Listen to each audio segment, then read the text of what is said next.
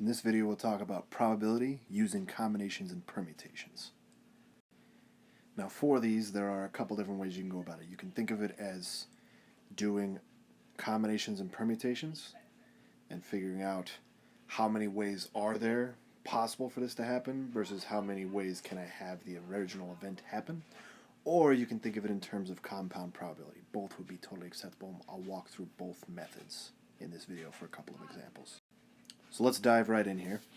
So if we're looking at a pool table, and if I hit in the balls randomly and know that, or just keep in mind that on a pool table there are 15 balls, each one numbered 1 through 15.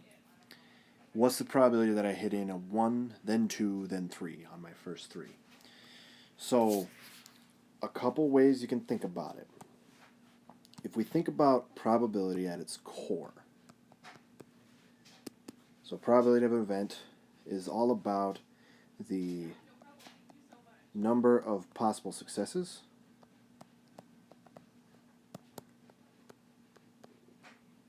divided by the total possibilities. And in this case, the total possibilities would be how many ways can I hit in all 15 balls.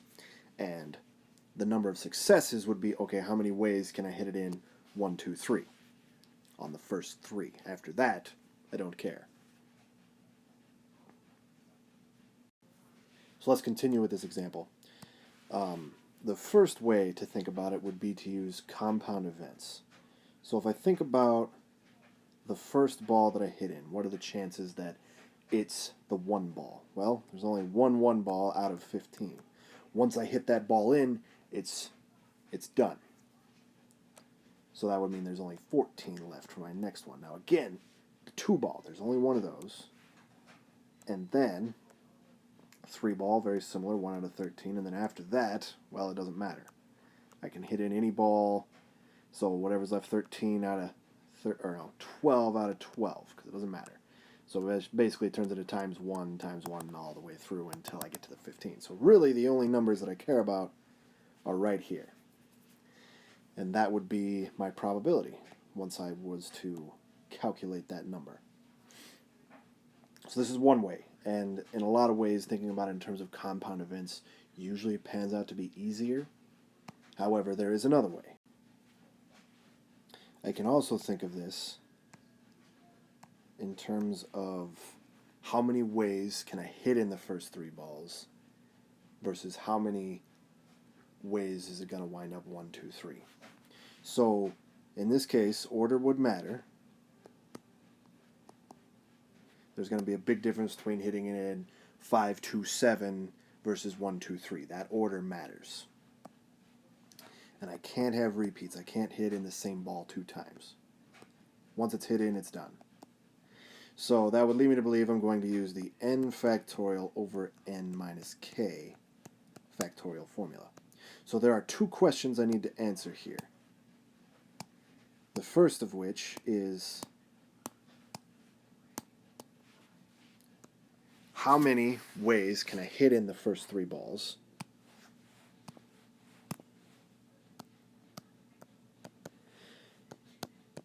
And the second being, okay, how many ways can it end 1, 2, 3? So in this case, the 1, 2, 3, that one's pretty easy to see. There's only one way for that to happen.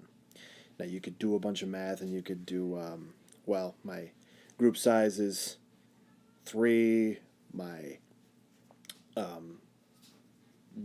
you could do the permutation formula to get one way for that to happen.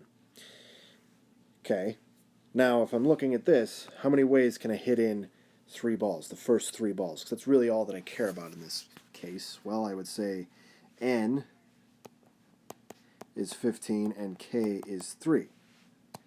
I have 15 balls to choose from, and I want to know how many ways can I hit in the first 3, and I'm going to use my formula. I'll have 15 factorial divided by 15 minus 3 factorial, which boils down to 15 factorial divided by 12 factorial, which, if you were to expand and simplify, you're going to get 15 times 14 times 13.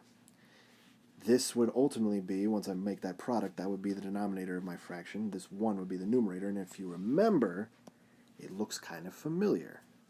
Ultimately, I'm going to have 1 divided by this 14 times 15 times 13 number, both of which are the same way. I personally think the compound events is a much easier way to go about it.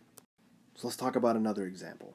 In this case, we're going to look at a combination, not a permutation. So what's the probability that I draw 4 of a kind out of a standard deck of cards? And if we think about it, generally speaking, when we're talking about poker, we have 5 cards to choose from. A 5-card hand. So if it's not specified, you can make that assumption. So let's look at this in terms of a compound event. So if I think about my first card, it doesn't so much matter what it is, given the context here. Say it's a 7. Well, okay, I can potentially get 3 other 7s. Say it's a jack. Well, I could potentially get the 3 other jacks. The first card doesn't matter. It just tells me what one I need to start with. So let's say, for the sake of the sake, the first card I draw is a 7 of diamonds. Then my next event, my next card, it's set what I need to have. I need to have another 7. Now there's only 3 7s left, and there's only 51 cards total left, so 3 out of 51 for my second card. Now let's say I got that. Let's say I got the 7 of spades. Then my next one, there's only 2 7s left, and there's 50 total cards. And then for my last card, I need that last 7. There's only 1 left, and there's 49 left. And then my last card, I don't care. It's whatever. Now you may notice, or you may think, okay, well, what if I got a 7 and then a 3 on the first one? Well, then that would just mean this guy would move over here. Ultimately, since we're looking about a multiplication and it's commutative, it doesn't matter what order it happens in, per se, so long as I get these 4 7s. And that would be the statistics. No matter if you move them around, they happen in a different order, that's all that matters. You could run this calculation out, and really what you're looking at, because that's 1 and so is this, you're really only looking at these 3. Now you could do this with combinations. You could ask yourself the question, how many ways can I draw 5 cards from the deck? And then ask yourself, okay, how many ways can I draw 4 of a kind from the deck? And that's where you'd say, okay, well, the first card doesn't matter, so that allows me 52 ways. The second one, that means I only have 3 ways to do it, 2 ways, 1 way, multiply those numbers, and you'll get the same kind of thing.